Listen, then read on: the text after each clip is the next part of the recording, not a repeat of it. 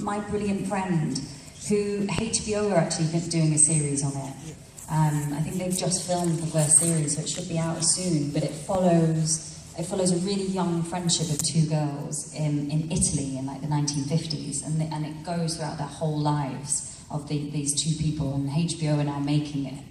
That's really incredible. I'd definitely read that before it comes out. I love The Goldfinch as well. That's going to be a movie soon. They're all movies, aren't they? Yeah, that's a really good book too, Donna Tartt. And second, so I'm currently a grad student without much acting experience, but I want to try to start getting into it.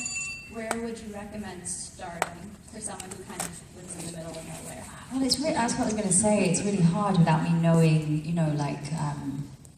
without knowing the environment, I guess. But for someone, say, in London or home, or if there's a film department anywhere, or student films, or anything like that you can get into, or start. I remember I moved agents once by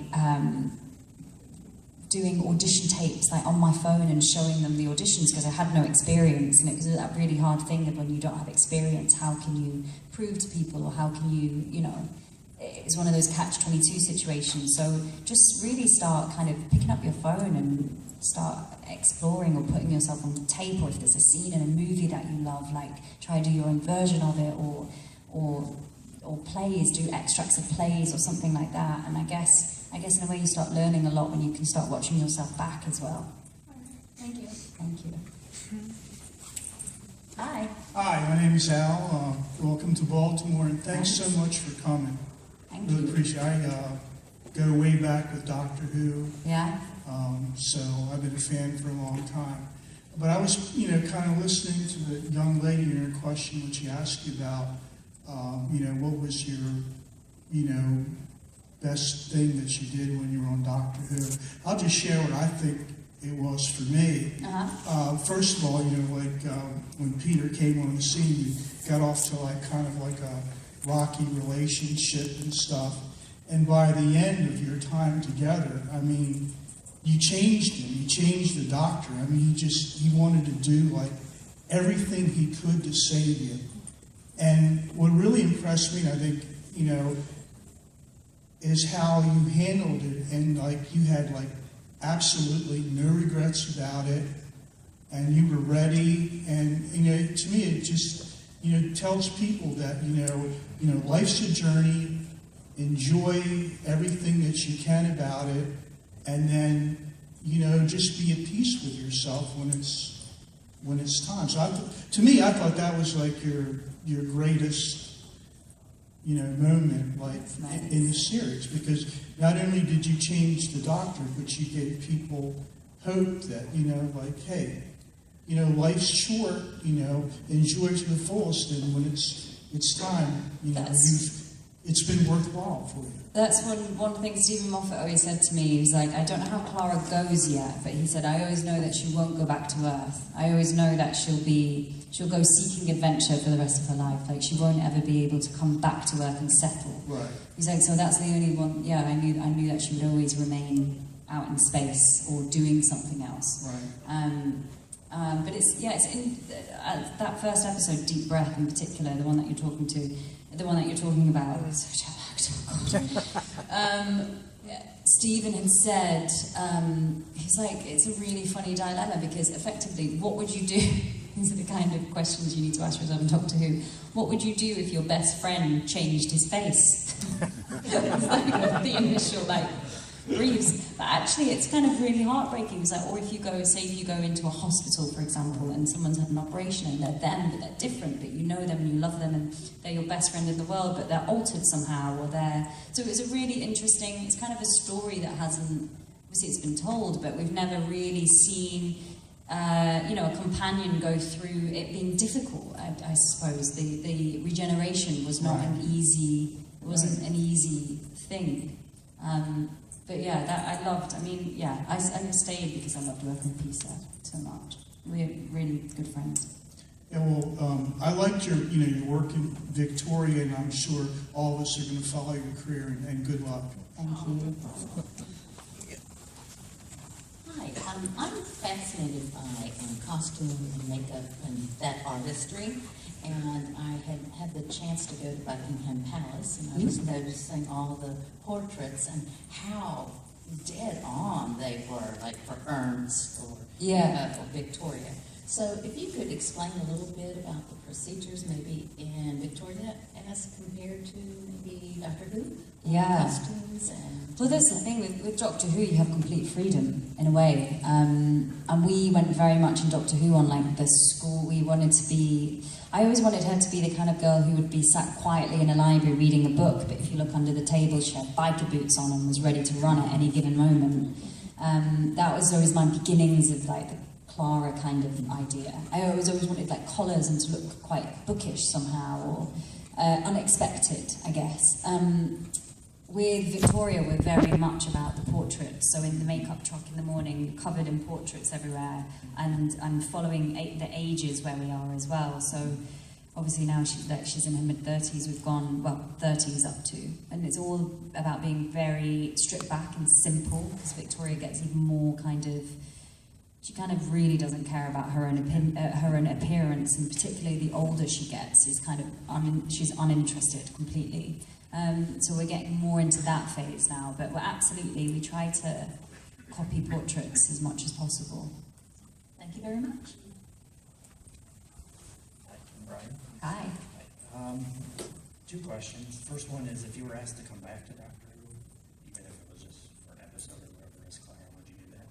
I don't know, because I loved, well actually I say that, I've already done it, haven't I, with Peter's last episode. But I really loved, I mean the ending was so long in coming. I think I'm like the longest serving companion there's ever been. So I feel like I've done my time, and it would be greedy of me to come back and do any more. But I also think the way Stephen left the story, and she's travelling around time and space with Maisie from Game of Thrones, and in a diner TARDIS, I've got my own TARDIS. I just think, I don't want to undo that really. And obviously coming to say goodbye to Peter was a very special and different thing, although, I don't know if you could tell, I ended up, so I had to film that in London at the top of the BBC. So I'm actually talking, do you know what Top Gear is? Top Gear series? I'm actually looking at a Top Gear sign.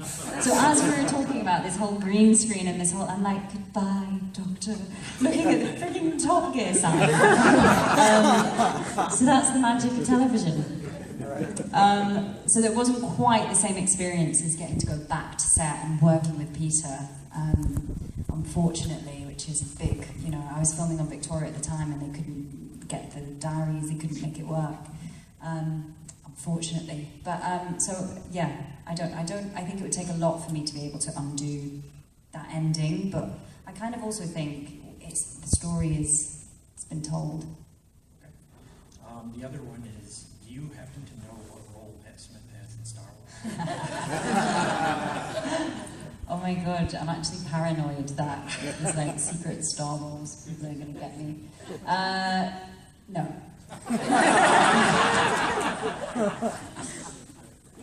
Hi, my name's Alan. Hi. I first watched Doctor Who when they restarted it with Christopher Eccleston. Yeah, me too. That's kind of where I began to. I've been watching it ever since. Even went back and watched all the original ones on Netflix. My God. So it's more of a compliment about your career on Doctor Who. Is that you were the companion for, like, in my opinion, was like the coolest episode. It was the 50th anniversary episode where they had Matt Smith and Dave Tennant and John Hurt all together at the same time. To me, yeah, my timing was impeccable. Yes. I have to say. That was a very nice achievement when your career being there. That was complete fluke, but I'm going to take it. But I also enjoy your other role.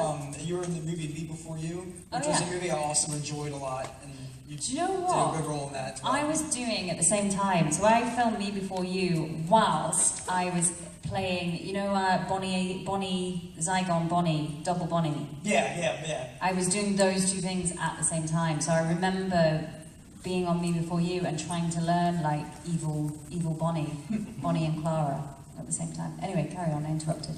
Well, no, I'm just saying appreciate all the work you do and stuff like that. I haven't seen Victoria yet because I don't have TV. So. How do you watch? Oh, Netflix. Hulu. Oh, Hulu. That's how you watch all Doctor Who. No, Hulu's not on. No, it's not on there. Oh. I watched it on Netflix. They took Doctor Who off Netflix like forever ago. Oh yeah. Like, but yeah. Anyways, just thank you for entertaining and if I get to see Cry, that sounds interesting. I'm gonna look that up. Yeah. Definitely. That's on. I feel like I came out yesterday. Well, I'm gonna find somewhere. But I think it's on Showtime. No, it's not. It's on Sundance. Oh, it's on Sunday. Sundance. okay, well, thank you for everything. Yeah, if you'd like to cry, watch The Cry. All right. Well, just thank you so much for all the great. Thank you. Thank you. That's really kind. Thank you very much. You're up. Hi, I'm Fred. Hello. I read recently you're going to be doing theater next year. Yeah, I am. Is this your first time? It is. I'm doing a play with Sally Field. And I'm Bill Pullman. Are you in rehearsals yet? No. Not started rehearsals yet. Because the next question sort of ties all that together is, what medium do you like, film, TV, or theater? Which is your favorite? I'll tell you in April when I've done it. I've not done the theatre for since the Edinburgh Fringe, which I was talking about earlier. So it's really, my time is, I've been waiting for the right thing. So I'm really looking forward to getting back. But to be honest, I think jumping around each one, which is, once I'd finished Doctor Who, Victoria was the perfect next thing, and that into The Cry, and then now doing a play. So I think, to be honest, it's really, variety really is the spice of life. Okay. And one last question. How long is your hiatus between filming Victoria that you can do a play? Oh, wow. Well, I'm doing the play April to June, and we just wrapped a week ago. You don't think much of a vacation, do you? I need a vacation. Yeah. Well, thank you very much. Thank you.